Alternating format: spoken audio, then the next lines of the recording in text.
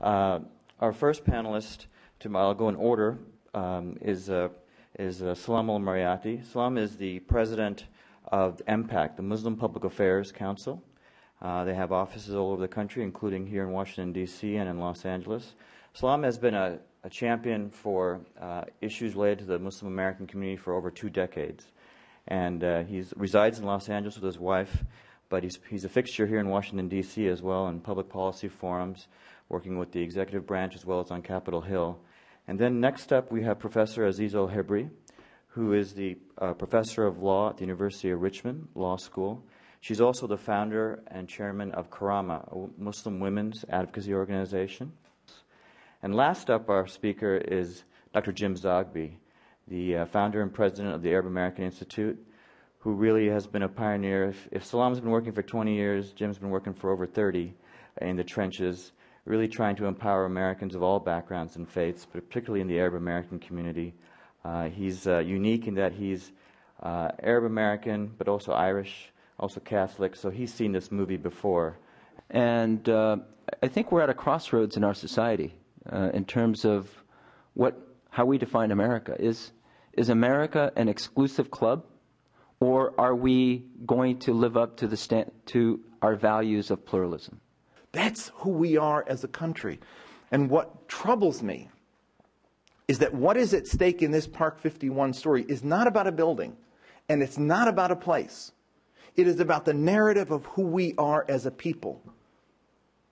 And if these guys win, whatever the outcome, but if these guys win, then America won't be America anymore. You don't just get a passport here. You get an identity as a new person. It's an alchemy that transforms you into becoming American. You can be a Kurd in Germany for 3 generations, and you'll always be a Turk. You can be an Algerian in France for 3 generations, and you'll always be an Arab. Or you can be Pakistani in London, and you'll always be a Paki. You can get citizenship. It's an effort. But you never get the nationality. You never get that sense that I'm part of this people. The narrative doesn't include you. I, as a kid, when we studied Lewis and Clark, I went with them. When Washington crossed the Delaware, I was on the boat. I mean, there was the sense you had that it was your story. It wasn't somebody else's story. And mosque attendance is actually about the same as church attendance. The income of Muslim Americans is slightly higher than the average, the national average. And like I said, that comes through in the polling that we've done. What we learn is, for example, that the values of Muslims in America track closely the values of other ethnic Americans, in particular Catholics. Like Catholics, they lean progressive on a number of fiscal issues, like, for example, supporting health care or strengthening Social Security or school funding or funding to clean the environment. But then they lean conservative on social issues, like family values or abortion or tough on crime or, and this might be interesting to you, tough on laws that would fight terrorism. So if we're talking about the Sharia of what we see in the Middle East, when there is bias against women, when there is oppression and violence against the weak and vulnerable communities, that is not Sharia to us, and that is not what we want here in America, definitely. I think you might agree with a very short sentence I will tell you, which does not relate only to issues of Muslims, but what I'd like to see is for politicians to put the interest of the country ahead of political interests, and that will serve us quite a lot. And we're sounding in our country no better than extremists abroad, and the clash of civilization crowd on both sides are driving this debate. It is irresponsible, it is a shame, George Bush was right, and it is hurting our country, our image abroad, and it is hurting the very social fabric of who we are as a people. Tragically, I'm reading the signs from those marches in New York. I'm listening to the rhetoric I'm hearing on some of the television and radio shows. I'm listening to what some of the political leaders, including presidential aspirants, are saying. And the terrorists won. They're winning this fight. And what we learned after 9/11 was that the measure of our patriotism was the degree to which we were true to the values of our country, and that we would, as we said, it became a cliche, we weren't going to let the terrorists win. Yeah. First of all, the Quran says that it is God's will that you be a community of the middle way, of moderation. And that's directly out of the Quran. And the Prophet also warned against any kind of extremism, to the left or to the right, to stay in that middle way.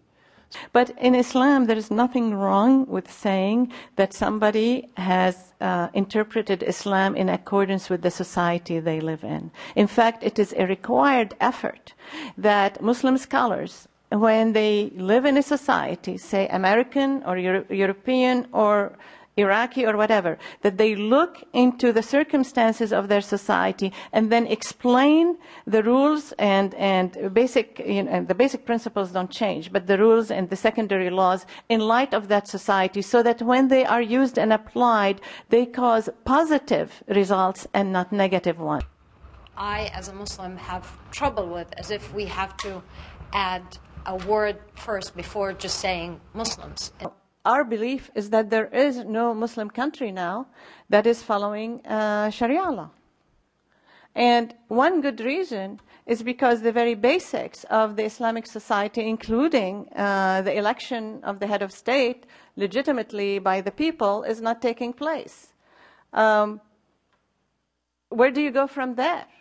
So I'm not standing here to defend any Muslim country, and I hope that within the United States I can be a better Muslim than I can in some of these Muslim countries. Sharia simply means the road or the way or the path to God. It's a general term. But one person made an important statement about Sharia, well known in Islamic history. His name is Ibn al-Qayyim al-Juziyya, who's a student of Ibn Taymiyyah. And he says, when there is no justice, there is no Sharia. God wants us all to be thinking leaders, not blind followers. I think that's the message that's very important that we have to stress for the thinking Muslim, the common Muslim.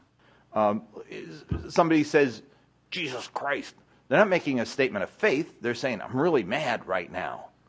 So the guy who gets up on the plane and says, Allah, whatever, and then blows the plane up, is not making a statement about his faith. What he's really doing is making a statement saying, I really hate you guys, or I'm really angry, or I'm really upset, or it might be, I'm mad at my dad. I mean, we could psychoanalyze what he's doing. But similarly, the guys who throw Wahhabi, or, I mean, I remember on the playground, people calling me names. I mean, they're calling names, and the name they choose to call is the name that has the most evocative reference. There was a time when I might have been called a Marxist, socialist, communist.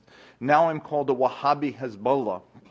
Basically, it's a way of taunting because the word has evocative content. I work in the Middle East peace movement with a group of Muslims, Arabs, Jews, Christians, and what I found out is there's interfaith, multicultural Middle East peace movements, not just in Northern Virginia and D.C., they're in every city across the country, they're in Israel and Palestine, they're in Jerusalem.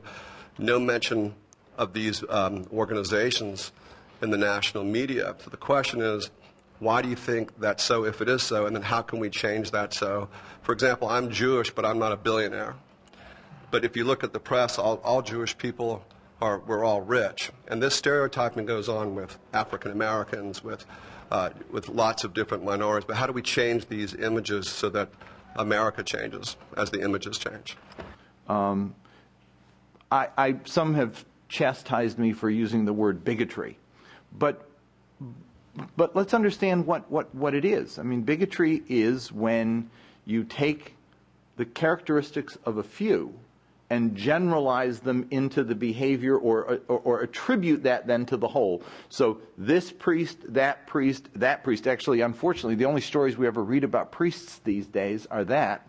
But the Salam story of the good, hard-working Muslims all over, and yet we know in our own heart of hearts and in our own experience that the problem is we don't know Muslims well enough yet.